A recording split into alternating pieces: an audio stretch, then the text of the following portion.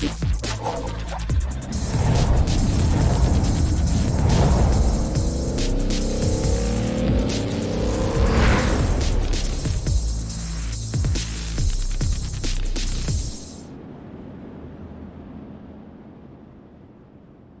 evening, ladies and gentlemen, and welcome here as we prepare for tonight's event here for the ASRA Outlaw Super Late Models here on Monday night. We're getting things kicked off here at Weedsport with our qualifying heats. Looks like we're going to have a total of 4 heats here tonight to determine the starting lineup for our main event later on, as Chad Swartz will be lining up on point for this one with Rick Gibson, Terry Bauman, and Michael Massey, the driver that was actually supposed to be the pole sitter for this heat.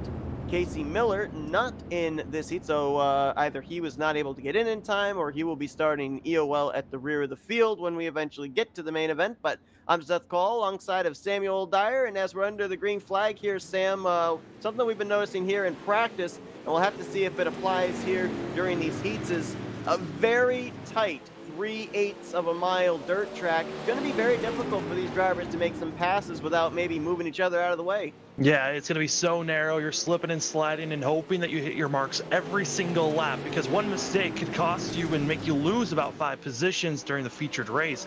Here, during our heat racing, though, you got to make sure you hit your points. And if you have to use a bumper to get someone out of the way, you might as well use it now to get the better starting position. Terry Bauman in the 40 had some kind of a problem just happened there on the second lap of this heat. He's already teleported to pit road, so now it's only 3 cars up here, and all of them really split up. About 7/10 from Chad Swartz back to Rick Gibson, then another 8/10 back to third place Michael Massey. Yeah, this is going to be something to continue to watch out for, is with it being so narrow of a course, it's so easy to get up into that wall and it could ruin your race instantly, so everyone has to stay on their game. Yeah, I remember that another series we did where they ran these late models. They said that rear spoiler there on the back is what you really need to keep preserved, because that's where all your downforce comes from.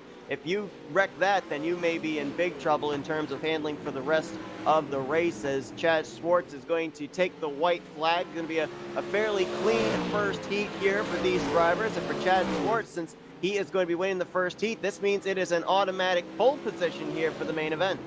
Yeah, and here at dirt racing, I mean, getting the pole position is so important to have just going forward, because the track position, with how narrow this course is and how oddly shaped it is overall, it's so important to have it be up front so you don't have to worry about making those passes. Getting ready now for the second heat. We'll see if all 5 drivers scheduled for this one will actually be taking the green flag. Brian Ordo is going to be lined up on the pole for this one alongside of Eric Keller. Grant Wesley will roll off from 3rd. Scheduled to roll off 4th is Ronald Piles with CJ Phillips in the 5th position. And it'll be interesting to watch that 6 machine of Phillips, since he comes into this race as the points leader. And Ronald Piles, who is going to get on track, is only, I believe my calculations right, 9 points behind him in the standings coming into this one. So you've got 1st and 2nd in points duking it out here in this second heat. Yeah, and this is going to be a very important spot to be in. This is a battle to see who's going to be starting in 2nd place for a featured race.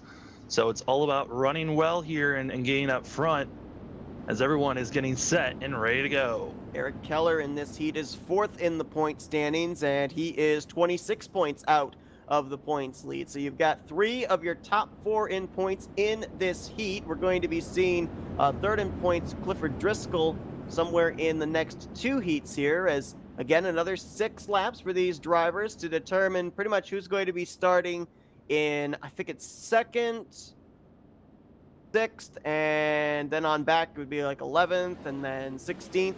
That's how this is all determined pretty much in terms of who starts where. The highest finisher starts up inside of the top 5. The second highest finisher starts in whichever heat they're in up inside of the top 10, and just goes on down through there. Yeah, it's with heat races and the way that you're going to be scheduled out for these featured races, it's really important to get the win or at least finish in 2nd, so you've got a good starting position. You don't want to be starting in the back if you know you've got a quick car. So in these heat races, it's all about running well, start being up front, and not finishing last in your heat, or you'll be starting in the back. Pace trucks off, and we are green for heat number 2. Now, Sam, you and I, we've done broadcasting with drivers at short tracks before, not necessarily dirt covered, but also paved. and we've seen how experience in the heat races carries over into the main events. I mean, is there anything that these drivers here in these heat races can learn when we eventually get to the main event race later on tonight? I mean, for these guys that are running on the second heat, the track's going to evolve throughout the night just because of the dryness that's going to kick in for these drivers. So right now, you're kind of getting that feel of what probably the first about 10 laps is going to feel like. So might as well get the most experience here on, as the drivers that are going to be later on in this race are going to get the much better, as Piles is just drilling that outside wall through 1 and 2 every single time he can, which is putting that 68 machine all the way in the back. And going to be having him at the rear of the field for the main event is gracious CJ Phillips. Almost got hooked off the nose of Grant Wesley. He, as well as Wesley and Brian Odo, been in a very spirited battle for second since the drop of the green for this heat. Yeah, you might be wondering, why is it so difficult getting through 1 and 2 compared to 3 and 4? Well, that's because the corners are designed quite differently. It's not just a normal D-shaped oval that we can see in the pavement. 1 and 2 is actually a lot more narrower and kind of a kinked out. And then going into the backstretch, that is still curving. It is not a straight backstretch. So you kind of still are drifting through the backstretch, and then into 3 and 4, it's still cornered, as white flag is out, and it's going to be Eric Keller getting it done. And a very important win here in this heat for Eric Keller, as mentioned, with good starting track position, maybe picking up a victory here tonight. Might be able to start closing in on that points lead, as points leader CJ Phillips will bring it home in second, followed by Ordo, Wesley, and Piles. 2 more heats still to go. And, with what you just were stating there about the configuration of this track and everything too, we see so many times at dirt tracks where a lot of drivers, they'll migrate to different lanes. But in this particular track, it almost seems like these drivers have a certain way they have to approach the corner. And with that being said, everyone's fighting for the same piece of real estate. Yeah, we've already been seeing how it's about trying to get under the car that you're going after. And the longer this race goes on, the more the track develops, that inside line is going to become more slicker and slicker because of the dryness that kicks in. And then drivers are going to start to migrate up. So you're going to be seeing that a lot throughout the night, even with our featured event. It's going to be a lot of shifting up and down on the course, trying to figure out where you're going to be placing yourself. Lineup for the third heat, it'll be Russell Snellings on point alongside of Steve Robbins, Steven Spies, and Martin Karch in row 2, and Scott Schroyer will be bringing up the rear of the field in this one. A lot of names that we're familiar with seeing over in the RTG Street Stocks and Late Model Series over here as well in the ASRA, and Scott Schroyer put on a pretty good show. I think it was last Friday night, and I think it was only his second start of the season over there, so he's going to be one to watch to see if he can slice his way through the field here. Not a lot of opportunity, not a lot of time, only 6 laps for drivers that are starting back in the 5th position in their respective heats. Yeah, with only 6 laps here on these heats, it's more of set up your chances quickly. And if you make a mistake during lap number 1 or 2, you're out of chances to make your way forward anymore. So it's all about staying consistent for all 6 laps if you want to move up in your positions or hold off in first place. As always on the iRacing Sim at short tracks, it's 2 pace laps, but we're underway now here for the 3rd heat of this race. And for these drivers, the winning of this heat would have you starting 3rd in the main event. It's already contact for 2nd place. A little bit of shuffling going on in 3rd place, as they were almost 3 wide there with Robin, Spice, and Karch all wadded up. And Schroyer's now trying to figure out where to place that machine, as it is really clogged up at the moment. Martin Karch going to get the wall up there as, wow, Schroyer drove it in deep into 3, looking to get to the inside of Robbins, who in turn is trying to get to the inside of Steven Spies, and Russell Snelling's in it, looking in his rearview mirror, maybe not even looking in his rearview mirror, but loving what he's seeing behind him. Yeah, Snelling's right now is just focusing on the track. Just hit your marks, you're going to be fine. It's the battle here for 3rd place. As Schroyer and Robin right on top of one another, and Schroyer trying to make as much ground as possible, but kind of getting stuck at the moment with how much Robin's just holding on, and Spies trying to arc with a kind of a diamond entry through 1 and 2, which is helping out that 55 machine. And see, this is what I'm saying, where it's almost seeming like if you're going to pass somebody here tonight in the main event, you've got to muscle them out of the way, muscle them out of the groove, because the 55... Contact here for 3rd place! And they save each other there. Schroyer, after the contact with Robbins, corrects him back, gives up the spot as well. So Robbins, for the moment, going to hang on to 3rd as Snellings gets the white flag. Snellings gets the white flag. Here comes Robin trying to hold off third place from Schroyer. And Schroyer's going to hold off because Cart's right there. But Snell's going to be just fine up front, getting the win here. Snellings had to hold off Steven Spies there, who drove it deep into turn one the last lap, but it will be Snellings who will start in the third position for the main event. Steven Spies there in second place. And now we get ready for our final heat, where 4 drivers will be taking to the track in this one. Yeah, with it only being 4 drivers, I believe that this might be our final heat, but I could be wrong. There might be a 4th one later on for these drivers. I think this is the final heat for these guys, and I think we are going to have a consolation heat where I think that would set the rest of the starting lineup. It's that the top 3 in each heat transfer into the main event, and then I think they said that 1 driver transfers from the consolation race, but I'm pretty sure that all these drivers are going to be transferring into the main event, as I think a total of 19 or 20 drivers are actually listed that would actually make it into the main event. I think we've only got, what, about 19 drivers in tonight's field. Yeah, and due to the fact that we will be skipping out on a 5th heat, that is why we will be missing out on this upcoming. That's why everyone will be able to be eligible for the featured race.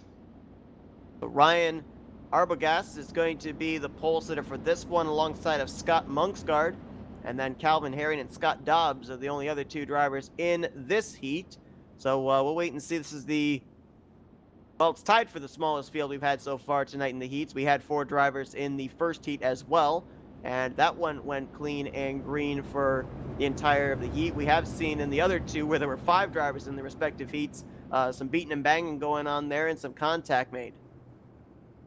As the pace truck pulls off, green is out in the air for these drivers. We'll see who's going to win this heat. As Arbogast is going to be waiting to go, kind of stalling out there for a second. Now giving Muntsgaard a chance on the outside. As I say that, you're having to try to figure out that entry, kind of at a little bit too of a shallow apex there that hurt that machine there. As oh no, contact to the back. Muntsgaard's going to go around there and actually be pulling it into pit road after contact between himself and Scott Dobbs. And Arbogast out in front with Calvin Herring now 0.8 of a second behind him. And one thing that we've definitely seen so far in these heats that I think we can carry over into the main event is the fact that if you are the pole sitter, everyone wants to battle for second place on back, and you're able to get a pretty sizable lead. Yeah, I mean, you're just being pressured by so many vehicles behind you, because as the leader, you can take off and get that little bit of a gap that you need to not feel the pressure of the driver sticking their nose under you. Everyone's going to be trying to gain for every position. This featured race is going to be insane to see, due to the fact that drivers, we've only been seeing the biggest of fields of around 5 drivers so far. So there's the potential chance of a lot of drivers in the middle of the field throwing it in there, trying to gain as much as they can here on these restarts. Could hurt a lot of drivers. Of course, these drivers are taking to this track of Weedsport for only the first of 2 races here this evening, driving the Outlaw Super Late Models right now. And then later on tonight, they'll be in the Pro Late Models as well. As coming off the final corner, Ryan Arbogast, going to fend off a late charge there from Calvin Herring, but he will win the 4th and final heat. Yeah, Arbogast kind of took that last corner a little conservative, making sure it didn't make any mistakes, as Herring tried his best to throw it in there, just was not able to. As it looks like we are now skipping to that consolation race. We're going straight to a 2-minute warm-up for these drivers, and then we find ourselves with a 30-lap featured race for these drivers tonight. So as these drivers are going to head out and get reacquainted with this racetrack, maybe get reacquainted with each other, since they're going to have to deal with each other in the main event with a checkered flag on the line. So we're going to step aside for a commercial break, and we'll be back for the green flag, as you won't miss all of this action going on in this warm-up. We're going to go up for it side by side.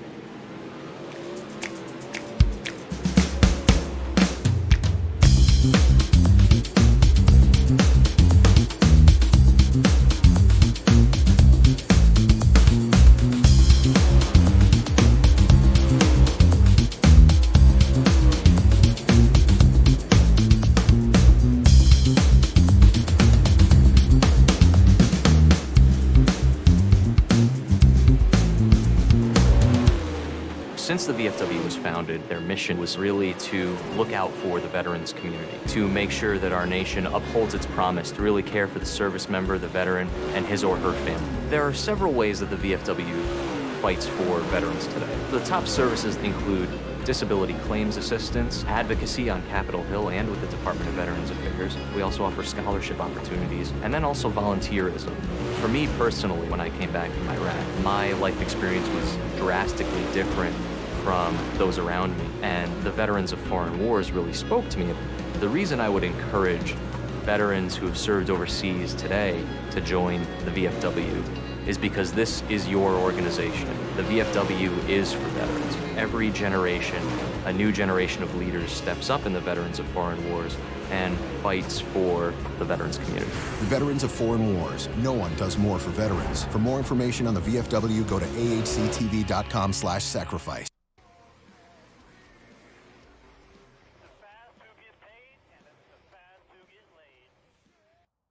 Most everyone involved in sim racing. Getting ready to go main event racing here at Weedsport. 30 laps on tap here for this one. The field has been put together, the starting lineup based off of the heats you just saw moments ago. And it will be Chad Schwartz who is going to line up on the pole for this one. Chad Schwartz coming into this race, not really a contender for the championship, as I believe he's actually making his first start of the season. Have to double check on that one, but if that is the case, I mean, you know that this guy's just out there for the W. He could care less about points. Yeah, it's all about just getting your pride, getting the win done here today. This is going to be a wild race to see. We've already seen that the aggressive level was already starting to ramp up. These drivers are going to be racing on a fresh surface, so this track is fresher than it was during the heat races, so the drivers will be able to have time to work and groove into this racetrack, and we'll see how much it changes throughout these 30 laps. Another thing that you can see here as well, when these drivers are running the heat races, sun was just going down behind the hills. The lights have turned on here tonight at Weedsport, so the track temperature may have cooled down just a tad here for these drivers, and cooler dirt track means more grip. Yeah, a little bit more grip to work with, hoping that the surface doesn't wear down as quick as it was during the heats, but these drivers are going to be having to figure out which lane will be the quickest. Our leader, which is our pole sitters as our front row, they're going to be hoping for the best, that they can get away from the field as quick as possible and that they don't see too many yellow flags coming out. Points coming into this one as we're preparing to go green. It's CJ Phillips, the points leader, 9 points over Ronald Piles. Third in points, Clifford Driscoll is not in tonight's event. That Eric Keller, fourth in points. He is a total of 26 points back, and then 28 points back are Scott Schroyer and Scott Dobbs tied for fifth. Let's see how it changes as the green flag's in the air, and we're underway in the main event. And they're already starting to be accordioned up in the middle of the field on that restart, but now they're all scattering around. 3 wide, back for 5th place. Rick Gibson in the middle of that, along with Steven Spies. Ryan Abergast, who was the winner of the final heat in that mix as well, and boy, they are trying as best they can to make it through these tight corners side by side, but I'm really surprised we haven't seen anybody out of the way. Michael Massey and others scattered in all the way to the back of the field. Yellow flag thrown out. 33 of Martin Karch was the car that was facing the wrong way there heading into turn 1. He got it refired and kept it going. Doesn't look like a whole lot of damage for that car, but obviously contact made. Yeah, it was contact into the wall, just carried way too much speed into corner number 1, hit the outside wall, and lucky that that 33 machine is still able to be running here with that heavy contact. And Scott Schroyer that he was right behind, battling for what at the time would have been the, I think, 17th position, and there you see the contact made. One driver, actually, we should just document, did not take the green flag, and that was Scott Monksgaard, who ran into early trouble in the 4th heat race that we had earlier on tonight. Yeah, Monksgaard decided after that 4th heat to disconnect from the race and never came back, so the 44 machine will not be taking the green here at all. But that was a interesting couple of laps to see in the back. I mean, Michael Massey also, there was some contact between a lot of drivers behind them after we had already seen the 33 spin around. And interestingly enough, you know, when we had our heat races, the driver that started on the inside of the front row was always the driver that was able to pull away. Eric Keller started on the outside of the front row, and he was able to get Chad Schwartz for the race lead when that caution came out. So Eric Keller right now looking pretty strong. Doesn't matter which line he restarts in. Looks like he's able to have a pretty good entry there into the corner and pick up some positions. Yeah, before that yellow came out, Keller was out to, I believe, about a half second, might have been even a little bit more of a gap between the rest of the field. So this 0-1 machine, once out front, feeling comfortable, able to just pull away from everyone else. Points leader CJ Phillips now trying to make a move on Russell Snellings. That's for third. It's a gap from them back to the fifth place battle where Steven Spies, Brian Ordo, Scott Dobbs, and others are mixing it up. I think that was Grant Wesley back there. That was slideways on the inside, 3 wide. As there's still all of a contact being made at the back. I believe that was the 38 of Dobbs that was being shuffled around, but able to keep that car going straight as it's going around. They're all the way in the back. That Ronald Piles possibly? Yes, it was. Second in points, Ronald Piles was up on top of Casey A. Miller in turn 3. And that's just, I mean, these drivers in the back just struggling to find any type of space, really, and that's what's hurting them. Piles came into this race 9 points behind points leader CJ Phillips. See what happened to him here is he almost got into the back of Michael Massey to start with. That sent him way up the racing surface, and then there's the contact between himself and Miller. Spins the 68 around and comes down on the nose of Miller. Both cars able to continue, however, and just to update everybody as well, you know, you're looking at 30 laps and you're thinking, well, with these cautions and everything, these laps are going to tick away. It's going to take away any opportunity in terms of time and laps for anybody to be able to make moves. But in this main event, only green flag laps count. So all these pacing laps do not actually count towards the race itself. So right now, everyone's set up, ready to go again. As we're only 5 laps in, and already a lot of shuffling going on. Some drivers that were damaged in that last one. I mean, we saw Karch in the 33 bring out our first yellow, has moved up from 18th, now up to 14th. So not a bad moving up, even with the slight damage that 33 got on that first caution. The driver that has really fallen back since the drop of the green flag would probably have to be one of our drivers that was a winner from one of our heat races, and that would be Ryan Arbogast. He has fallen all the way back to the 8th position, and he started 4th in this main event. Yeah, Arbogast had one of the more interesting entries into all the corners, which was kind of odd to see. And I thought it was going to hurt him here on the featured, and it really has. This is a 0-1 of Eric Kelly. Takes us to the green as now they're all fanning out once again through 1 and 2. Want to know what it's like inside the cars? We have a spinner there. I don't know if the caution is going to come out, and it is. I believe that actually was the 0-2 of Arbogast. It's going to be Scott Dobbs as well as Terry Bauman who's going to be involved in this. There's Terry Bauman in the 40. And there's the 29 of Scott Dobbs. Pretty sure I saw another car going around as well. And it looked like the 68 of Ronald Piles, but Piles was actually at the rear of the field, so I'm not sure who it was, but somebody was sideways when we were on board there with Grant Wesley. It was hard to tell who it was. The field comes to a complete stop, and Bauman absolutely ran over Casey Miller, and wow, I was not expecting the 40 machine to run over the 0-3 as everyone's letting the pace truck drive through and get in front of everyone. I was really confused right there. All of a sudden, everyone, as you said, just came to a complete stop there, but making sure that the pace truck picked them up. We're going to go back and see what brought out this third caution of the main event, as looks like one of the drivers involved, Scott Dobbs, is actually bringing his car down the pit lane. Yeah, and I'm not surprised Dobbs coming in. He's been getting turned into a pinball while racing these last couple of laps here. Oh, wow, there's the contact right there.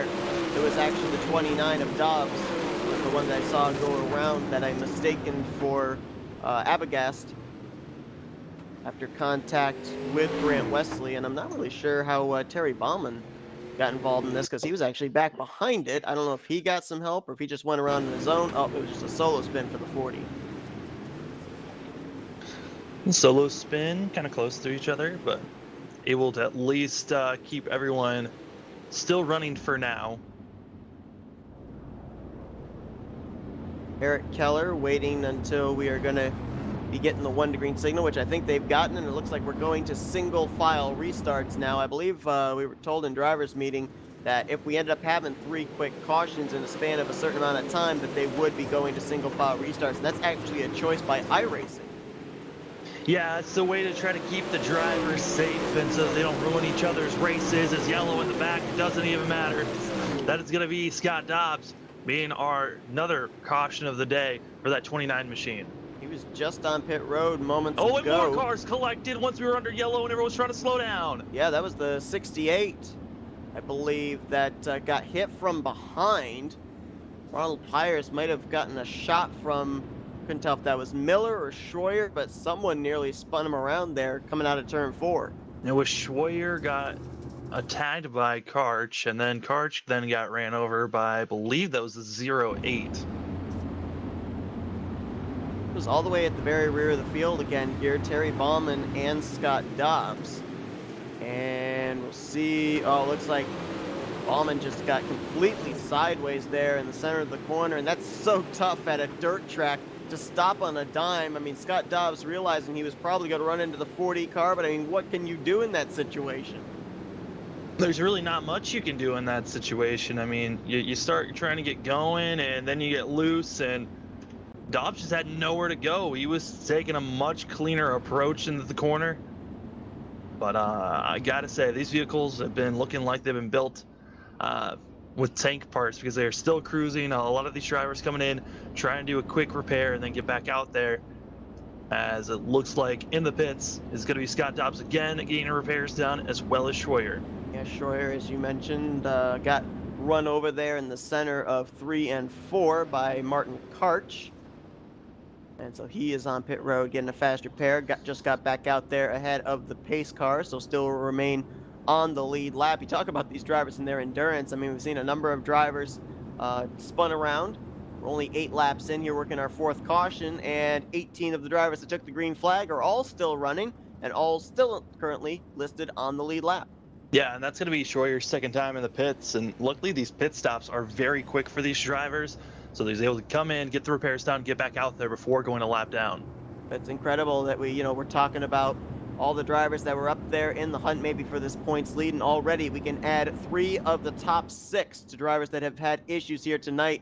Ronald Pyle, Scott Schroyer, and Scott Dobbs, 2nd, 5th, and 6th in the points coming into this one. It looks like Dobbs actually pulling over. Looks like maybe they might have had him scored as the race leader, and so he's actually having to EOL. There was, once he came into the pits, it then scrambled with all the positioning. It actually gave Dobbs the lead, and then it gave Dobbs lapping everyone. So everyone had to let Dobbs go, and we are going to be going green when they come around the corner here. So a little bit of an incident that went on, and some, mess ups here or there, but we are back under green with Eric Kelly leading the way as everyone else starts to fan out coming into corner number 1. That's Schwartz, CJ Phillips now going to try and battle for second as Phillips takes a much higher entry into turn 1, trying to see if he can get the run down here into turn 3. That's Russell Snelling's there as well. And again, the top 4 with a huge gap between themselves back to 5th place. Yeah, and they're just running perfectly. They're all running very similar lines, which is stay high through the straightaway, run middle, go high again, and it's pretty much every single corner. And then entering corner number 1 and 2, that's where things start to change up a little bit, as Kelly has a lot more of a deeper entry than the rest of the field. Watching the hands here of Michael Massey in the number 45, currently in the 10th position, and just look how these guys have to wheel it around. Whoa, there's something that you don't really think about, but the obstacles these drivers having to deal with down there on that inside line, those concrete barriers. Massey nearly hit one going into turn 3.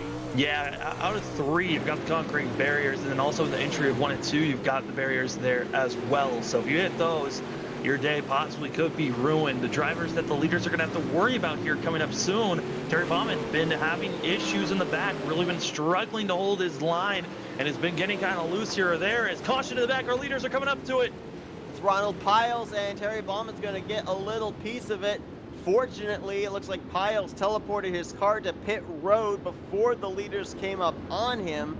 So none of our front runners getting collected up in this one. But to your point, a very close call there, and that's just the thing as well about this track. Mentioned it's 3/8 of a mile. That's shorter than Bristol, folks. And so for these race leaders, when something happens at the tail end of the field, depending on how long into a green flag runway you are, those race leaders come up on it in a matter of seconds.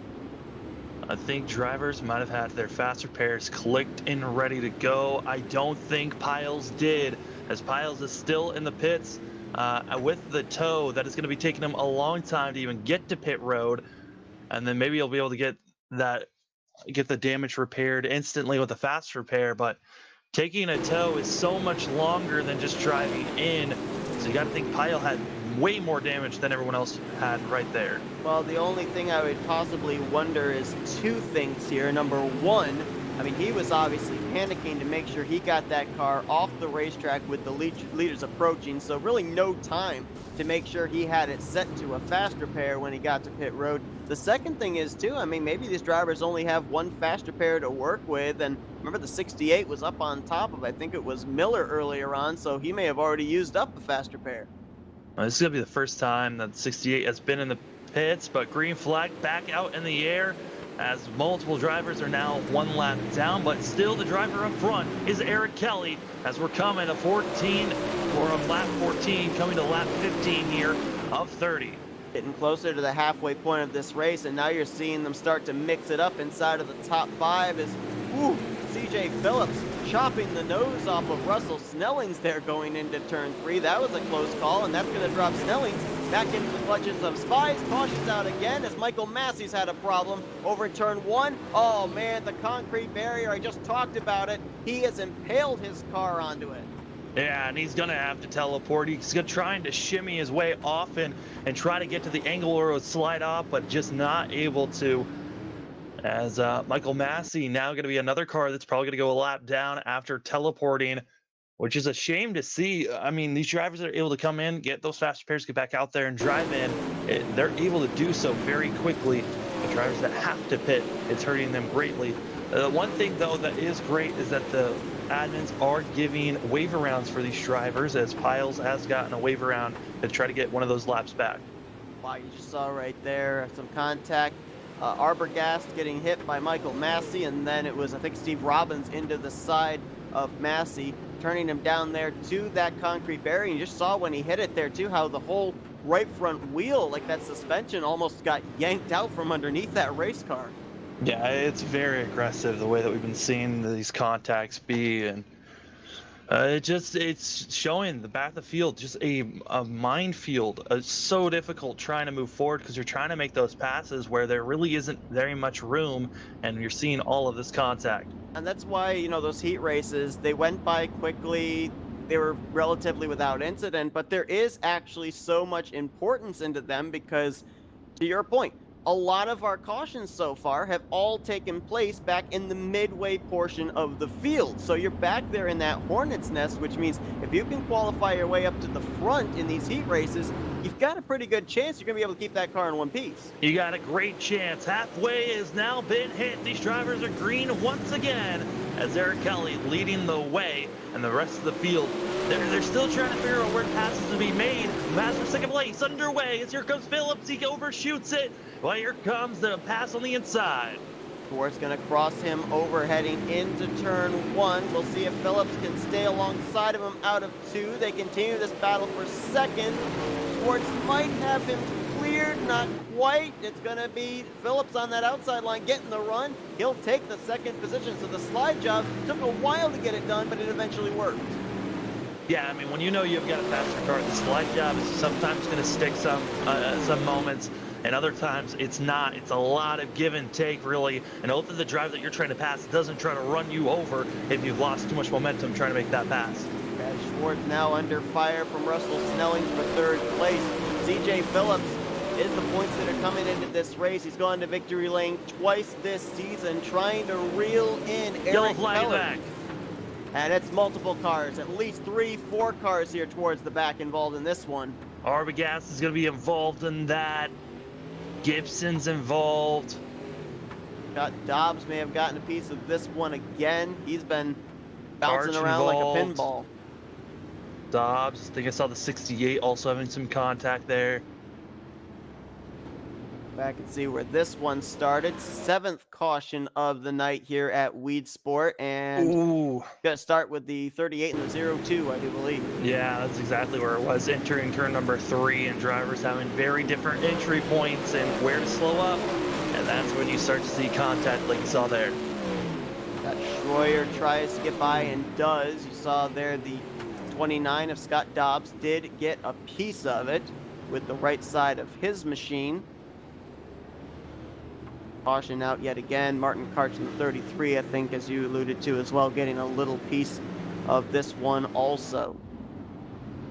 You know, it's interesting too because I've talked to drivers regarding these late models, and they say that, you know, they look durable, but really if you tear them up, they are really difficult to drive. And a lot of these guys from about the 8th position on back have got pretty wrecked up race cars right now. Yeah, I mean, you can only use so many fast repairs for your car is just going to look junked up. Pace truck is off and we're green once again. Coming to lap number 20 of 30. And Eric Kelly kind of scrubbed the wall there, messing up his entry just a little bit as everyone's still trying to figure out how to gain positions. And Phillips has been slowly making a way forward. Can CJ Phillips make the pass here? Yeah, Phillips, this is the highest he has restarted. 2nd place as he is all over the back bumper of Eric Keller. Mentioned the fact that Phillips is a 2-time winner. Keller, who's 4th in points, is still looking for his first win of the season. He's got 10 more laps to try and hold off a hard-charging 6. And he's really got to figure out on the exit here. That's where we're seeing Phillips have the advantage, just because Phillips is really his apex is way sooner than what the 01's apex is, and that's why he's getting the advantage on these exits. Look from the back here of Eric Keller. There is Phillips looming large in his rearview mirror. You mentioned about the fact that these drivers trying to search for grip. Looks like just about everyone now has migrated up to the top side. Nobody really utilizing the inside line at all, as that inside line probably pretty well rubbered in. As soon as I say that, Keller's going to drive it really deep there Right into to the turn back. 1. Coming out at 2, and I believe that might be Schroyer that was involved in it, and it was, as he'll be teleporting his machine to the pits. I have to wonder what kind of a hit that was for the 57 of Scott Schroyer. Only car that I saw that was like really off the pace. Oh, I think maybe the concrete barrier may have claimed another one. Well, it first was contact between himself. He hit the wall first, then came in and just completely lost it. Got a little bit of clip and then completely spun around by Karch. And well, I thought he actually was in the wall, but no, he actually came to a rest down at that concrete barrier and teleports that car to pit lane. And another driver, much like we saw before with Scott Dobbs, who may not have a faster pair left, or at least didn't have it set to a faster pair, sitting on pit road currently for near a minute now. Yeah, right now, Michael Massey has been in the pits and is still getting repairs done, so not looking good for the 45 machine to get back out there 8 laps down. But right now, Eric Keller feeling good up front, I would presume. CJ Phillips has shown promise of trying to make this pass done, but now we have hit it where it is 6 laps to go once we go green. And Seth, it's a shootout now. It's like a heat race. Does CJ Phillips have enough to get by Keller? I said it at the very top of the broadcast. It looks like if you're going to make a pass, you've got to move that guy out of the way. CJ Phillips has been racing Eric Keller here on these last couple of restarts very clean, been trying to set him up. But I think, you know, when we start getting down to 3 laps to go, 2 laps to go, that white flag lap, push is going to come to shove. At some point, you're going to have to let your car do the work as the green flag is back out with 7 laps remaining. And it is green for these drivers to figure this out. Where are they going to be running? How many more patient moves can you make before you just throw it in there? And Schwartz was looking like he was about to be making. Oh, no, the leader coming up leader! in the wall. He hit the wall on the inside. Oh my goodness, and he's gonna get hit by a couple more drivers here in He's the still being mid-pack spun like a top. area. Oh my word. I was just about to say they were running very close on the inside for most of our leaders. They were getting very close to that inside wall, and contact made both for Schwartz as well as for Keller. Oh my, I don't even have any words. I mean, we'll go back and look at the replay, but there's really no way to describe this. It's so difficult to tell if this was just an error on Eric Keller's part or if he just misjudged how deep he could drive it into the corner, but I mean, it completely took me by surprise there as he just completely Tony Hawks that concrete barrier. As you mentioned, Schwartz gets a piece of it. I think that's Arbogast that gets a little piece of it there, and maybe a little contact as well for the 68 of Ronald Piles, but the dominant car of the night, just like that, 5 laps away from this race coming to a conclusion, it's out of the hunt for the win. I mean, all of our top 4 had some type of contact or damage during that incident of either hitting the wall or making contact with Keller there. Wild to see and baffling for all of these drivers now, because now it's Schwartz that's coming into the pits this time. I mean, who is going to be leading this thing now? I think it would actually be the 06 of CJ Phillips. I mean, talk about a race win possibly falling into your lap. CJ Phillips, for the first time tonight, is going to be leading us to the green flag for a restart, which is going to be 5 laps to go. You've now got Russell Snellings up there in second, Steven Spies in third, Grant Wesley, we haven't talked much about him tonight, he's up there in fourth with Brian Ordo in fifth. So all of a sudden, the top 5 landscape has changed.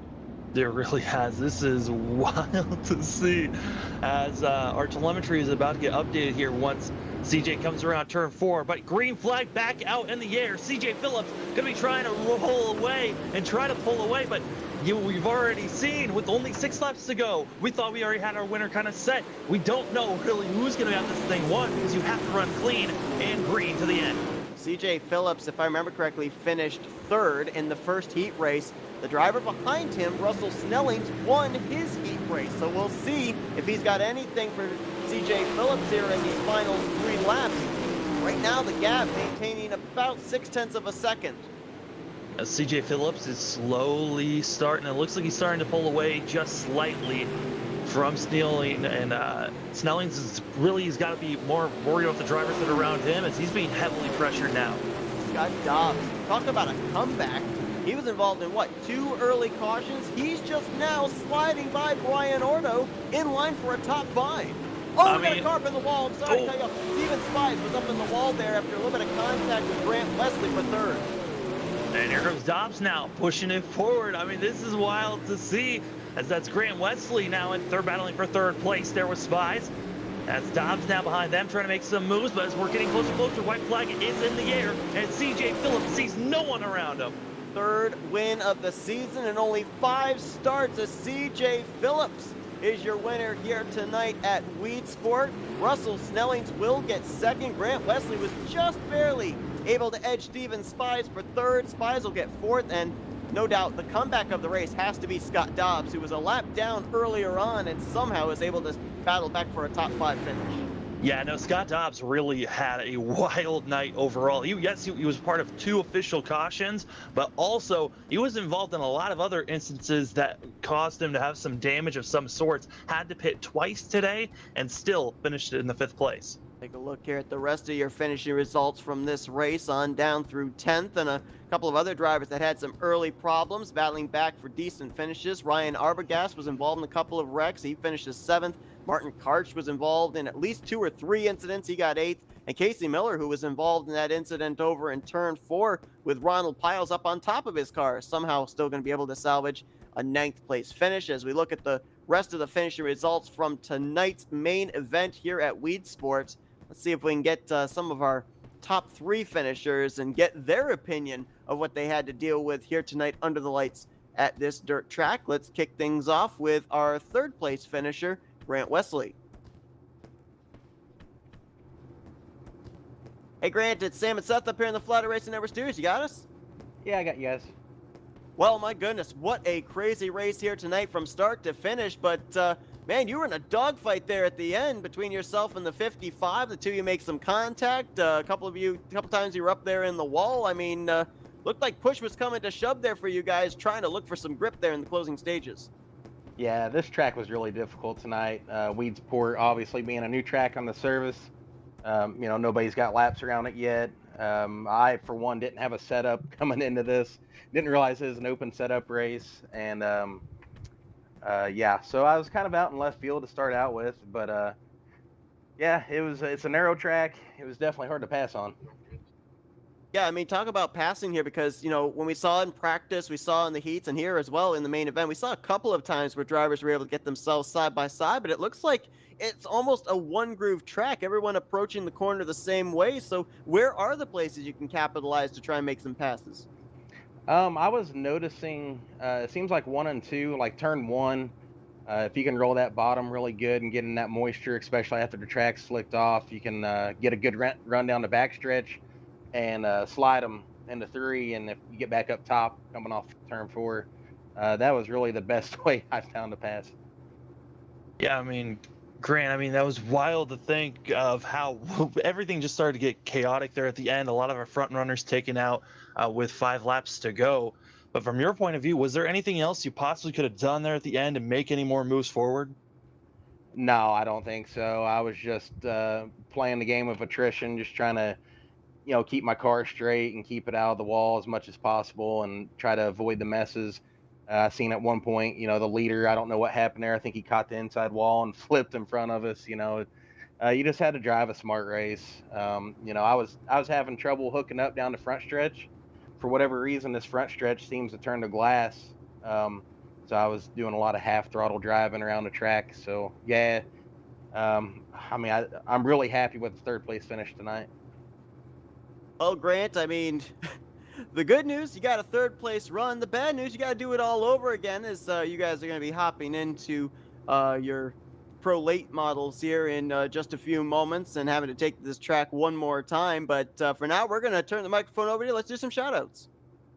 Yeah, I'd like to thank all the guys at Azra, Michael Massey and Martin Karch and Scott Schroyer, all the admins that helped him out. I'd like to thank 3D Racing for sponsoring this broadcast and putting it on. All my teammates at XFM and all the guys from Rolling Thunder Gaming. And I'd like to thank you guys for putting on the broadcast. That's Grant Wesley, brings it home third place here tonight at the Weedsport dirt track here in the Outlaw Super Late Models. Congrats on a great run, Grant, and hopefully we'll talk to you a little bit later as well. Sounds like a plan. Let's get our winner of the final heat race and our second place finisher here of the main event, Russell Snellings. Hey Russell, it's Sam and Seth up here in the Flatout Racing Network studios. You got us? Yeah, I got you. Well, man, I mean, we saw you out in front, led every single lap in your heat race, and then you were able to translate that into a top 3 run here tonight in the main event. Kept your car up there in the top 5 all night long. Was there anything being out there in the clean air with everybody behind you, just being able to concentrate on hitting your lines in the heat race that you were able to apply when you got out there with the other 19 drivers? Yeah, there's a little bit. It got a lot more slick in the feature, and it seemed like the top 3 or 4 pulled off, and we had a little wiggle room from the rest of the pack. But I don't think anybody had anything for Eric. I knew CJ was fast when he got around me, but it got slick, and it was really follow the leader. When you're in these type of cars and you've got everyone racing in such close proximity, do you spend most of your time just watching out the windshield trying to compare your line to the driver ahead of you, or do you ever look in that rearview mirror and see what line someone behind you maybe trying to make a challenge is running? Yeah, I try not to look in the mirror too much, but when it gets like this, this is a new track that not a lot of us have laps on, so I was peeking back there to see if anybody was trying anything that might have been working, but not this time.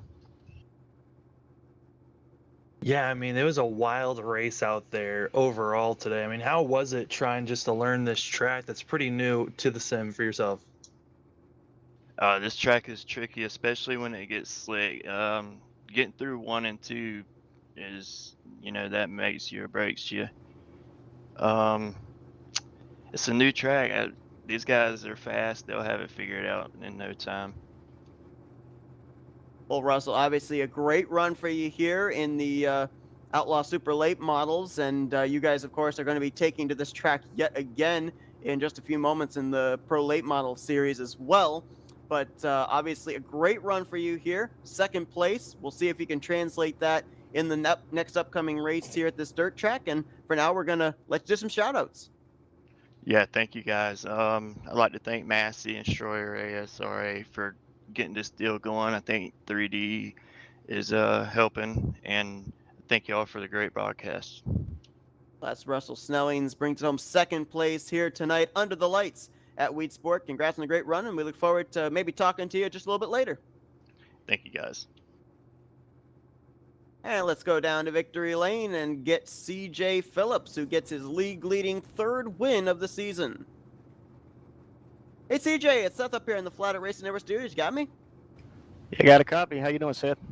Well, I'm doing great, and I mean, man, your third win of the season, but this one, some rather interesting circumstances on how you got it. We saw you were putting quite a challenge there on Eric Keller in the closing stages, but then somehow he decided to Tony Hawk up there on that concrete barrier. You end up with the race lead and eventually end up taking the checkered flag. I mean, in terms of bizarre ways of getting a win, where does this one rank up? Yeah, I feel really bad for Keller, man. We're good friends. He's on 3D racing with me, but I think he tried to bottom line to make sure it wasn't coming in before I dove down there, and it just didn't work out for him. That wall's pretty tough here.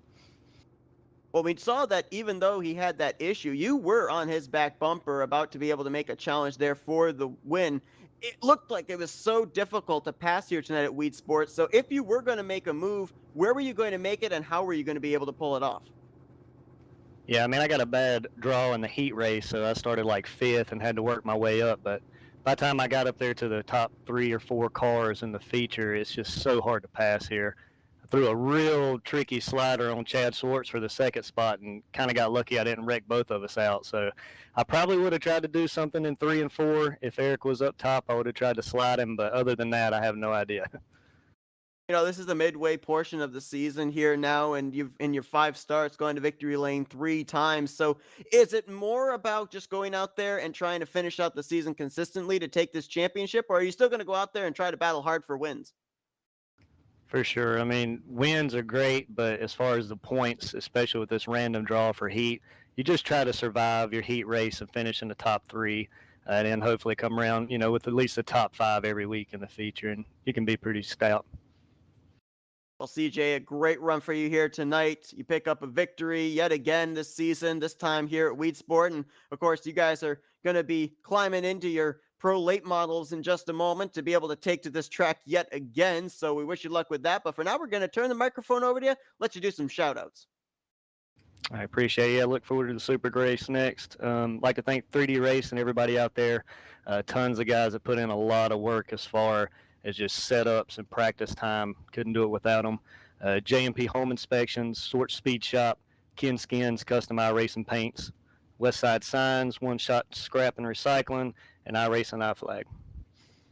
Well, CJ Phillips takes the checkered flag here tonight for the Outlaw Super Late models. We'll see if he can sweep Weedsport here tonight. Congrats on a great run in your victory, CJ, and maybe we'll talk to you a little bit later. Sounds good. Thanks, man. And Sam had to head on over for another broadcast that we're doing here on Flatout Racing Network. But as we draw to a close here, at least on this race at Weedsport, these drivers are going to be climbing into their Pro Late Series late models for the upcoming race. And kind of interesting that the 2 drivers that really were up front most of the night, CJ Phillips and Eric Keller, they're going to rekindle that rivalry yet again here in the late model race as Phillips heads into that race 10 points ahead of Eric Keller. Scott Schroyer, who had some struggles here tonight in the first race, he's third in points, a total of 14 points back. So we'll see what kind of a points battle we're going to have when we get to the conclusion of the upcoming event. That's going to be happening momentarily. We're going to start swapping things over and getting ready for that race. So stay tuned as we will be back momentarily for the second race of the night here for the ASRA.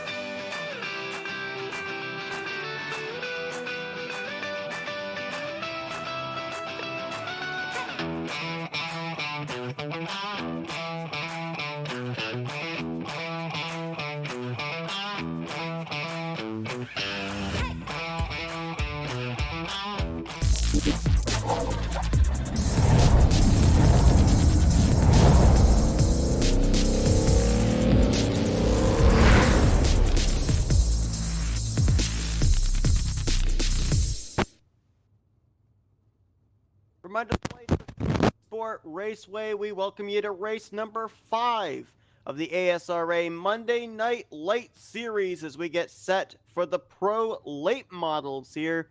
And we kick things off with our heat races. 6 drivers here in the first heat. The drivers will include Jason Minat in the 014, Eric Keller, who certainly is not going to want to remember the race he was just in here moments ago, dominated the race but had an issue in turn 4. He'll start on the outside of the front row. Scott Dobbs, who had a comeback finish of 5th earlier on tonight, will roll off 3rd, with Steve Robbins and Chris Fisher completing the top 5. We had a total of 20 drivers, I believe, that are going to be in tonight's event, and these heat races will set the starting grid. Looks like we're going to have 4 heats. Just tuning in here tonight, these drivers already ran a late model race with the Outlaw Super Late Models earlier tonight, with CJ Phillips picking up his 3rd win of the season. And the conditions have gotten even later here this evening, which means the track conditions will be much cooler as well. You can see the track temperature 70 degrees now for these drivers, just a couple degrees underneath the outside temperature. As the pace car is going to be making the right-hand turn onto pit road here momentarily. Pit road on the outside of this 3/8 of a mile dirt short track. And he will turn them loose as Jason Minat will get us under the green flag, and we are racing in the first heat here at Weedsport. And already contact there between the top 2 as Eric Keller swung around the outside. It takes the top position. Ooh, almost a contact back there for 3rd place. Steve Robbins, Chris Fisher, Scott Dobbs mixing it up. Ooh, and I think that maybe Fisher may have gotten onto the apron or something. That car just bounced up in the air like it hit a rut. Steve Robbins got out of shape with maybe a little contact. Battle for the lead is on, though. Jason Minat lost the top spot going into turn 1 of the first lap, trying to get it back from Eric Keller. Keller's looking for some redemption from earlier on tonight.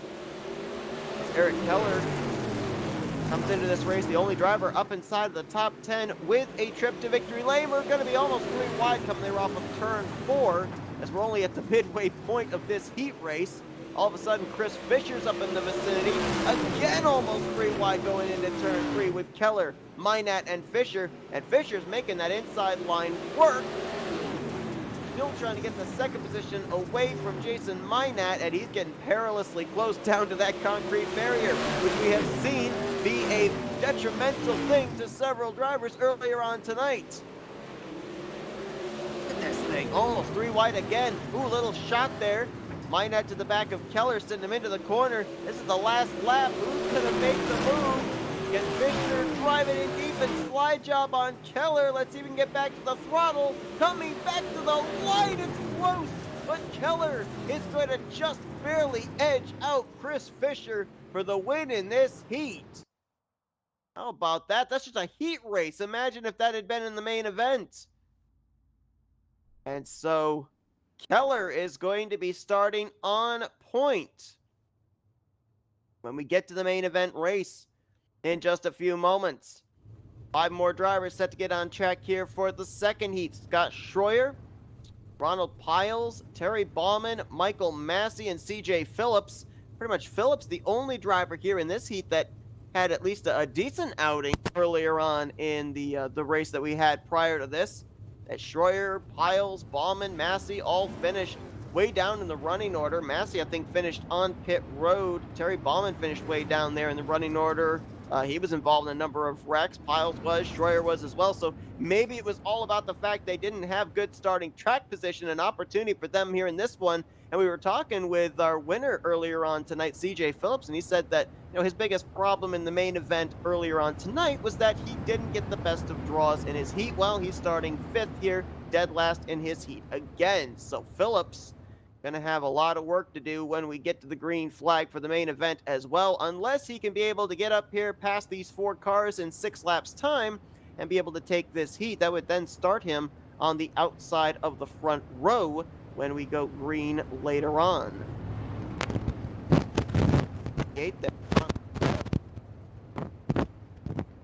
Upper groove, rubbered in just a tiny little.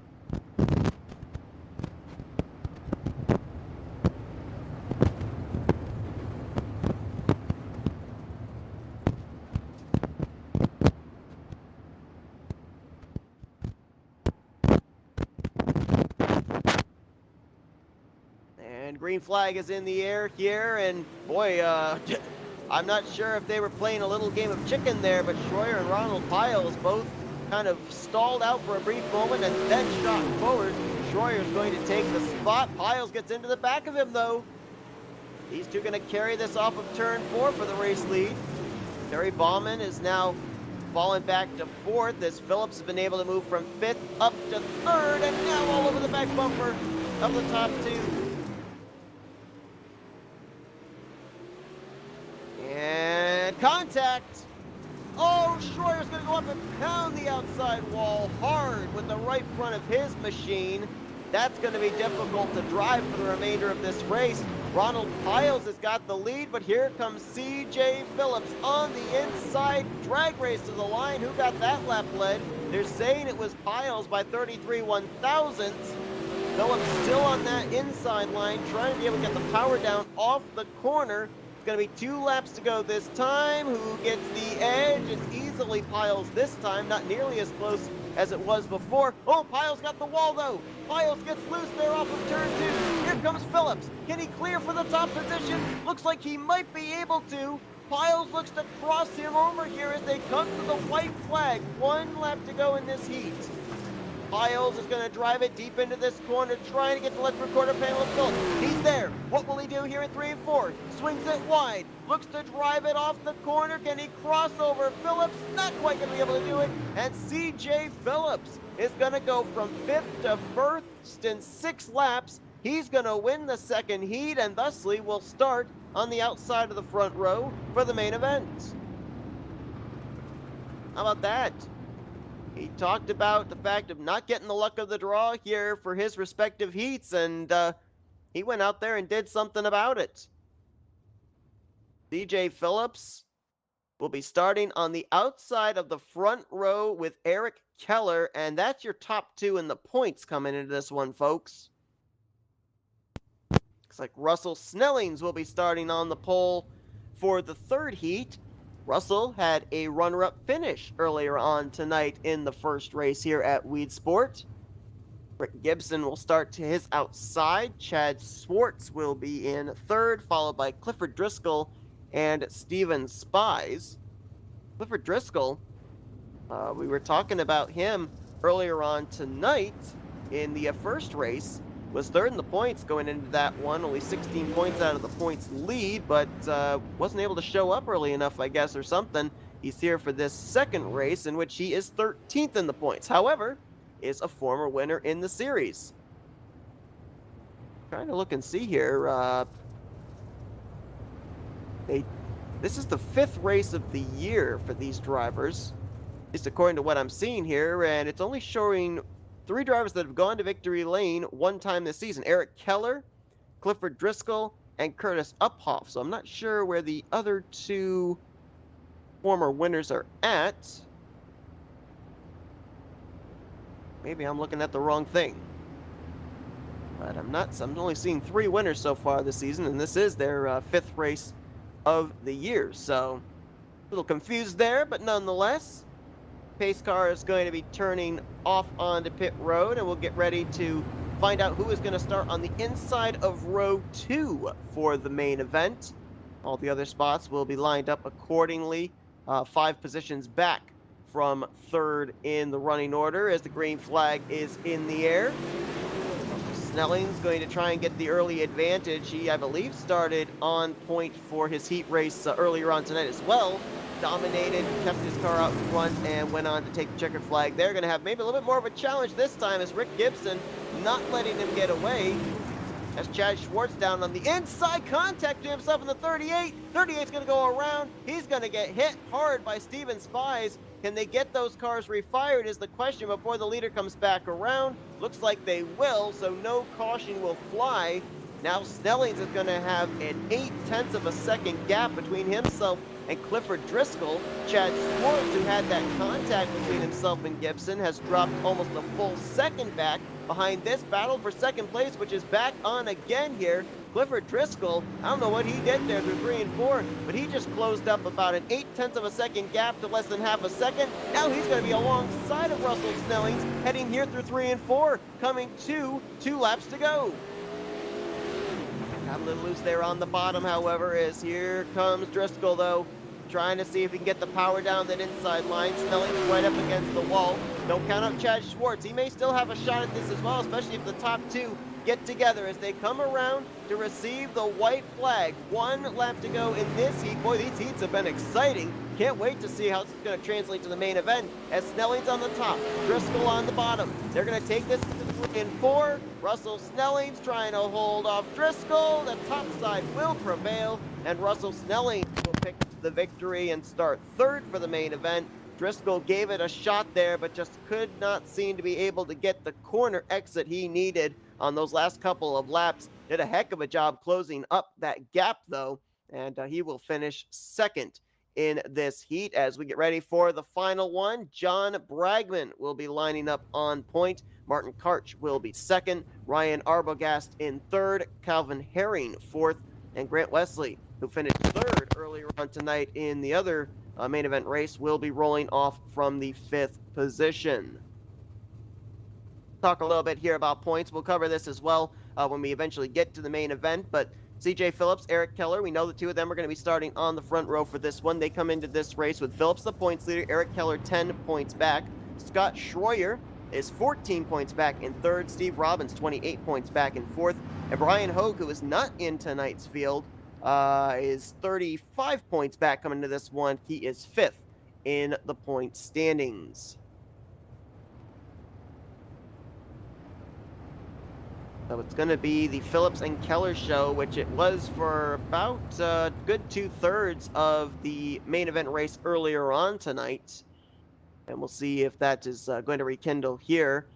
Hopefully the same end will not take place for Eric Keller. If you're just joining us here and did not see the first race, obviously go back and watch it because it was a heck of a finish and a very surprising finish there. But Eric Keller was dominating the race, and you see those concrete barriers down the inside of the racetrack. Well, he hit one of those, shot up into the air, collected up 3rd place running driver at the time, Schwartz.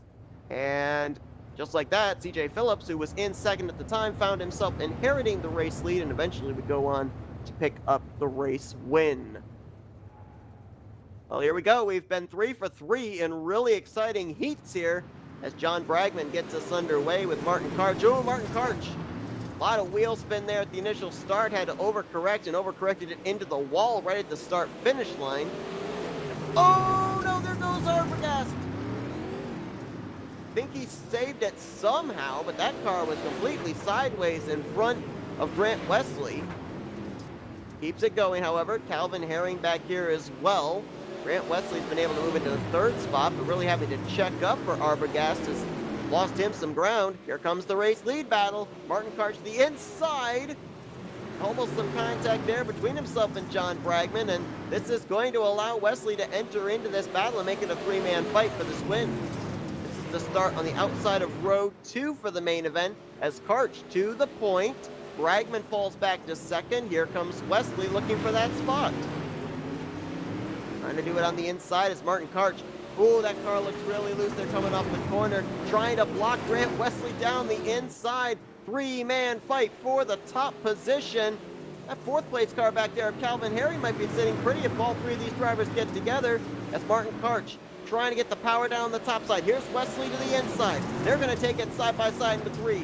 Contact between the 2. Look at the 4 up around the top side of Bragman. No room. He gets squeezed into the wall. Karch gets squeezed in the wall as well as Wesley takes the final lap. White flag is in the air. Martin Karch going to have to drive it deep here into 3, but I don't even think he's close enough as Grant Wesley pulls off. Whoa! 33 did drive it in deep, but Grant Wesley is going to be the 2nd driver tonight here to go from 5th to the win in their respective heat. CJ Phillips was the other one to do it, and Wesley will be starting in the 4th position for the main event.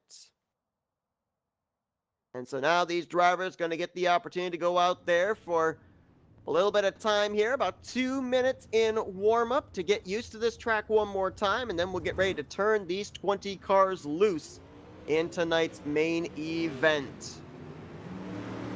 Eric Keller going to be starting on point. CJ Phillips there in the 6 will be starting on the outside of the front row. Two of them battling here on track for the victory as well as the points lead. As these drivers finish up their warm-up, we're going to step aside for a quick commercial break. You won't miss a thing here under this warm-up session. We'll go FRN side by side.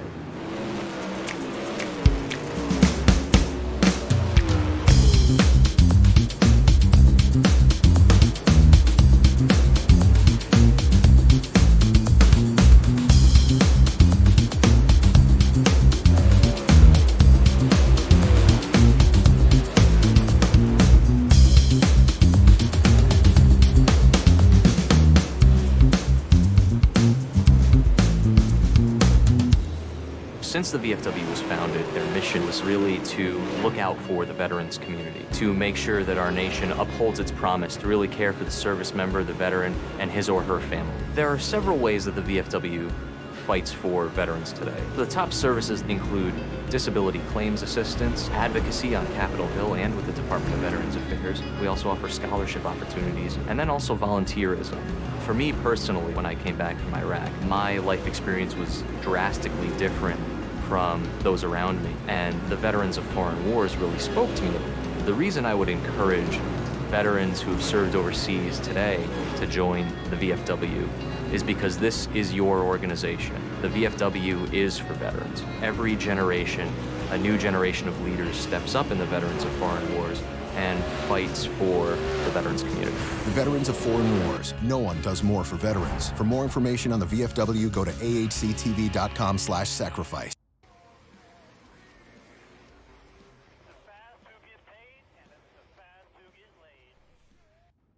Most everyone involved in sim racing always wants that edge or even make the experience a little bit better, or in this case, a little bit more in-depth. Enter iRacing iFlag. iFlag is a simulation signal box with software designed by Peter Vostro. When you are behind the wheel in iRacing, your eyes are looking down the track or maybe even in the rear or side view mirror. It's main event time here tonight at Weedsport as we get set for what should be a good one if the heat races were any indication. A couple of them coming down to photo finish. There's a couple of them with our race winners in those heats doing the last to first challenge, 5th to 1st in a matter of 6 laps, as it will be Eric Keller and CJ Phillips, who we thought it was going to be these two settling it out in earlier on tonight's main event. The two of them will be the front row this time, followed by Russell Snellings and Grant Wesley. Your top 3 finishers from the main event earlier on tonight going to be starting in the first 2 rows. Phillips was the winner, Snellings was 2nd, and Wesley was 3rd. Eric Keller here trying to see if he can pick up win number 2 on the season. And just to show as well the consistency of CJ Phillips. Phillips does not have a win yet this season in this series. And yet still comes into this race 10 points ahead of Eric Keller. Want to give a big shout out and thank you to 3D Racing for sponsoring both events here tonight. And you may have noticed that up in the top left, you can't see it right now because we haven't gone green, but up in the top left, we are sporting pink here for Flatout Racing Network during the month of October. We're also hosting a fundraiser for the Breast Cancer Awareness Foundation. If you'd like to head over and help us out with donations, if you'd like to contribute, check out the link in the description of this broadcast video. All right, so here we go. Eric Keller and CJ Phillips. Let's see who's going to get the advantage going down here into turn 1. When Keller won his heat race earlier on, it was from the outside of the front row. So let's see what's going to happen here with him pinned down the inside. As the green flag is out, 30 laps await us here tonight at Weedsport. And we're already making some contact in the middle of the field. Oh, they're stacking up. There's going to be a caution here somewhere. Someone is spun around. Oh, man. It's Jason Myatt. How are we not under caution? Scott Dobbs is in the middle of the field trying to get out of the way. Rick Gibson has been involved in something in the 38. Martin Karch was involved in something. The race leaders are approaching this and still no caution. We're still green. I don't know how, but we are. We're still green flag racing here. As the caution is now going to come out. And it looks like this one's coming out for everything that just took place. I don't think that the caution's coming out necessarily for an incident that just happened. A couple of cars had to teleport to pit road. Martin Karch and Rick Gibson. Scott Dobbs back here in 29 is trapped a lap down. I mean, there's a lot of stuff to get to that happened there on that first couple of laps. First incident, I think, starts with the 33 of Martin Karch. Oh, his car. Oh, that's probably why the caution came out. I think it might have been an admin thrown caution because a car actually flipped over. That's right here as Martin Karch gets tagged from behind, not once but twice. He then jumps it up on the concrete barrier and then gets finished off by the 28 of Scott Dobbs. That Scott right there is going to get hit from behind. There's the 4 upside down of Bragman. And I'm not certain now the 38 got to where he is in the infield. See if we can find out who tagged him. Oh, nobody tags him. It looks like he actually just flat out loosed it. Going into turn 1. Oh, no, he got hit from behind. He got hit from behind by, was that Robbins, I think? There was another car over there that was upside down. I think actually it was 33 getting flipped upside down, actually. All that's going to culminate in bringing out a caution, and rightly so. I mean, that was absolute pandemonium. As I believe we've gotten the 1 to green signal. We're going back this time. If you did tune into earlier tonight's race, only green flag laps count in this 30-lap shootout. So caution came out there on lap 6, and we're going to go back green on lap 7. DJ Phillips going to lead us back to the green as he was able to get the lead from Eric Keller. And now Keller's under fire as Chris Fisher is going to look for second. Oh, there's contact for 4th. That was Clifford Driscoll and Russell Snelling's getting together. There's someone spun around back there in the middle of the pack. That's Terry Bauman. Oh, there's a lot of cars. Oh, it's a stack up over there. I think that's in turn 2. Terry Bauman, Reinald Piles, Scott Schroyer, I think, got a piece of it as well. That's the problem here with the slick conditions of a dirt track is when they're wrecking ahead of you, you have to hope that they're not going to slide into the lane you're in, because if that's the case, you're more than likely going to get involved. There's very little opportunity for wreck avoidance when you are sideways going into a turn. See where this one starts, and looks like it's going to be between the 68 and maybe the 44 of Chad Schwartz. See if we can figure this one out. Look here from the 68 of Piles. He's going to get up and into Grant Wesley, and they all just started stacking up 4 and 5 wide. Oh man, 68 hit that concrete barrier. Shoots up into the air. There's Schroyer and Terry Bauman getting involved. Maybe a little bit of contact as well for the 073 of Steve Robbins. And so we have had a couple of airborne cars here already, and we're only 9 laps into this race. This is also the second caution in a very early vicinity of this race. So if we end up having another one, we could very well be seeing this race via iRacing rules going to single file restarts. I think they get to double them up and try it one more time. But I think after that, it would be single file restarts. A couple of drivers came to pit road, did some fast repairs. They're still in the lead lap, Scott Dobbs and Scott Schroyer. Jason Minot, however, is sitting on pit road getting damage repaired. He's already lost a lap. Martin Karch is 3 laps down, and Rick Gibson is 4 laps down to the race leaders. It'll be Phillips on point with Eric Keller to his outside. Row 2, Chris Fisher and Russell Snellings.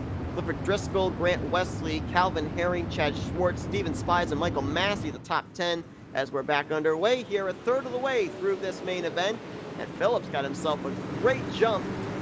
Clifford Driscoll just does not look like his car is comfortable on the inside line. It's looking Chris Fisher get a heck of a run there on Phillips, looking for the top position. Can he stay to the inside going into turn 1? He will. Ooh, I think if Phillips didn't realize he was there, he overcorrected and now is going to lose the race lead. Contact between himself and Eric Keller, and now the race leader Fisher is blinking. That's not a good thing, as we're nearly 3-4 wide coming out of turn 4. They settle it back out to double wide formation, but my goodness, you'd think they were racing on the last lap up here inside the top 5. Oh, caution, got a car around there. That's Bragman in front of the leaders. Hopefully nobody hits him as he's stuck on the wall. The rear end housing of his late model is up there caught on the concrete barrier, lifting the rear wheels off the ground, and he couldn't get the car refired because there was no rear traction. Teleports his car to pit road. We'll see what happened to him. Oh, we had another car flipping up into the air. See who that was. Bragman was running here towards the back. See who it was. Oh, is that Martin Karch again, the 33? He's going to get a shot right there. Scott Dobson, the 29, goes up and noses it into the outside wall, and Terry Ballman, nowhere to go, gets sandwiched into this one. And here come the race leaders with that 4 car stuck down there on the inside line. You see right there, the 4 is going to back up to try and get out of the way of the leaders, and the next thing he knows, he's backed the car up there on the concrete barrier, could not get the car back off, and thusly had to teleport. So caution is out yet again. And what a power move by Chris Fisher. TJ Phillips was like he wanted to come down and block him, then thought better of it. We saw his 6 car overcorrect back up the track in turn 1. And so Fisher's going to be the leader when we go back green. And with this caution coming out at the midway point, this is going to be interesting to see if iRacing decided if that was long enough that we're still going to be doing the double file restarts, or if we are now going to be single file, and with the lights out atop the pace car and these drivers not getting side by side, that says to me it is going to be single file restarts from here on out. And I thought, well, I guess I was wrong. Earlier on tonight, it was only green flag laps that counted, but in this one, it's actually caution laps counting as well. So that makes it interesting, and maybe that's why these guys will race so aggressively, because they're realizing they don't have nearly as much time as they did in the earlier event, as the battle is going to be for second. Eric Keller to the inside there of CJ Phillips. Can't make it work. Here comes Clifford Driscoll. He's looking for 4th on Russell Snellings, and I think he might make the pass work. Not quite. Snellings going to hold him off for the moment on the top side out of turn 4 and down the front straightaway. They'll carry this into turn 1. Again, advantage to Snellings on that top side. Chris Fisher coming into this race is making his first start of the season and trying to become another different winner here in the series. Battle for second. The top 2 in the point standings. Points leader CJ Phillips. Second in the points, Eric Keller. Had a problem in the back, and I'm not sure what's happened to Steve Robbins, but he has taken his car actually back to the garage area. Looks like he'll be finishing this event maybe down in dead last, 20th position, depending on what happens with Rick Gibson and John Bragman. As this battle for second about to have some contact at the start-finish line. Keller continuing to try and fight against CJ Phillips, and now that's going to bring in some other players. Russell Snellings is there. Clifford Driscoll starting to close in as well, as Chris Fisher is going to have to start dealing with some slower traffic. That's Scott Dobson, the 29, up ahead. The 4 of John Bragman, the 40 of Terry Ballman there as well. Could slower traffic play a factor into the outcome of this race? We've seen a concrete barrier do it tonight already. Where do you go if you're Chris Fisher with this traffic ahead of you? Terry Ballman on the inside. You've got Scott Dobbs on the top side along with John Bragman. Where do you take these drivers to be able to make sure that you get by them safely and at the same time preserve your lead, which right now is over a second back to CJ Phillips? Phillips has already gotten around Terry Ballman. That's Fisher now going to have to deal with Scott Dobbs in the 29. John Bragman in the 4. Oh, look, that traffic's really slowing up this 5 because CJ Phillips is closing up the gap now.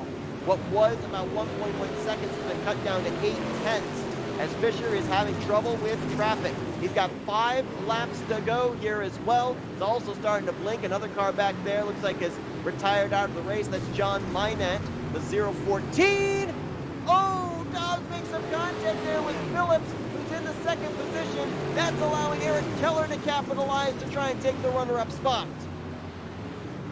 And that's exactly what Chris Fisher needed to maybe seal the deal for this victory. There's now 4 drivers battling for second place. The gap is now opened up over a second and a half from Fisher back to the second place car, which now looks like is going to be Eric Keller. Driscoll's going to move into fourth around Snellings. Now he looks for third on Phillips in turns 1 and 2. Coming to 2 laps to go. Contact for third between Driscoll and Phillips. As Fisher still having to deal with traffic. Oh, car up there into the wall. I think that might have possibly been Scott Schroyer in the 57 trying to get out of the way of the leaders. Clean racetrack pretty much for the moment here for Chris Fisher. Next car would be Ryan Arbogast, but that's about 3-4 car lengths away. And the white flag is in the air. 1 lap to go here for Chris Fisher.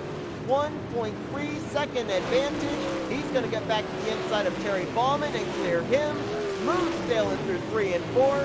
Chris Fisher is going to get his first win of the season, taking the checkers here tonight at Weedsport. Keller will get second. Driscoll will finish in third. Snellings will get fourth, and C.J. Phillips is going to drop all the way back to the 5th position, which means Eric Keller will start closing in that points gap for the points lead here with only half the season remaining. 3 podium drivers will pull here into the makeshift victory lane in the infield here of Weedsport, and we're going to take a look here at the finishing results from this one. And an entirely different looking top 3 than what we had in earlier on tonight's race as the fireworks shoot off here tonight at Weedsport. Chris Fisher, Eric Keller, and Clifford Driscoll, your top 3. And then your top 3 from the earlier on race will finish 4 through 6 with Snellings, Phillips, and Wesley. Chad Schwartz going to finish in 7th, Steven Spies in 8th, Calvin Harris and Ronald Piles going to complete the top 10. Here's the rest of the field as 12 drivers finished on the lead lap. A couple of drivers finished out of the race, including Jason Minette and Steve Robbins. Go down trackside, see if we can get a word with some of our top 3 finishers here from this one. And let's kick things off with third place finisher. That would be Clifford Driscoll. Hey Clifford, it's Seth up here in the Flatout Racing Network studios. You got me? Yeah, I got you. How's it going? Well, it's going great up here. What a heck of a race to observe, but I'll bet it was even more of a nerve-wracking race for you being down there in the cockpit of your 63 machine. We saw late in this race a lot of drivers not willing to try that inside line, but you were able to actually make it work, picked up a couple of spots there in the closing stages. So what were you able to find down there that maybe some other drivers missed? Well, I just kind of got lucky there. I picked a gear to run the bottom, thinking it would kind of push up. But with the caution laps count right there, I feel like I had another 10 laps. We might have had a good shot at it. But overall, a podium, not too bad. Not bad at all. Yeah, let's talk about those caution laps because, you know, with the fact that you drivers didn't have those 30 green flag laps to be able to count on in this one, everybody racing tooth and nail, kind of like it was the last lap on every restart. So how nerve-wracking is it for a driver to be in that kind of a situation, have a caution, have to kind of pace, and then go right back to it when the green flag drops? Well, the hardest part of that's just the restart. Turn 1 here is real narrow, so just trying not to run the guy over in front of you and really hoping the guy behind you catches some slack through the first corner so you can get some momentum. If you can get that, it's not too terribly bad. But, you know, caution after caution there at the beginning, it does kind of mess with your rhythm a little bit. You don't really know what the car's feeling. It kind of throws you for a loop if you're not paying attention. Well, Clifford, obviously a great run for you here tonight, surviving the mayhem that was taking place all around the track, all the way through the field. A third-place run here this evening. A great point tonight for you as well. Congrats on a great run. We're going to let you do some shout-outs now. Oh, thanks, guys. Yeah, 3D Racing, all the boys over there, they helped me out a ton. iRacing, iFlag, Ken Skins Custom iRacing Paints, Westside Signs. It's a whole bunch of guys over there. They do a great job. They help us build good setups. It's a good group of guys. Much appreciated out to those guys. That's Clifford Driscoll, brings them third place here tonight at Weedsport. Once again, congrats on a great run, and good luck next week when you guys are going to be heading to Lernerville. Appreciate it, guys. Have a great night. Let's see if we can now get our second place finisher, Eric Keller. Hey, Eric, it's Seth up here in the Flatout Racing Network studios. You got me? Gotcha. Well, man, I mean, when we saw you get that dominating win there in the first heat, knowing you were going to start P1 here for this race, I mean, the one word that popped up into my mind was redemption, looking for redemption there after what happened earlier on tonight. And you were right there close in the vicinity of that 0-5, but then traffic came into play. I mean, was there any other way that you could have had this orchestrated out to be on his back bumper in there in the closing stages? Well, CJ and I, we battled for a bunch of laps. I almost let him go because I saw Chris pulling off, and I was like, well, one of us need to be up there instead of, and be able to run the whole track, because I was running the bottom, which I wanted to run a sweeping line, and Chris was able to run what he wanted to in open traffic, and he started pulling on us, but he definitely had the winning card tonight. You know, we talk to drivers, whether it be a super speedway, whether it be a speedway, a road course, and obviously here tonight at dirt track, they say that it's so difficult to maneuver your way around traffic. You guys up there had that relatively clean air, relatively clean racetrack to be able to battle inside of the top three, but then you started catching drivers at the tail end of the lead lap, at the tail end of the pack. How difficult was it to maneuver your way through those cars? Well, it was having to pick a completely different line than what you wanted to run. Was difficult, especially whenever you're racing for position. I think I bumped one driver in the rear, but he was kind enough to stay down and let me get around him.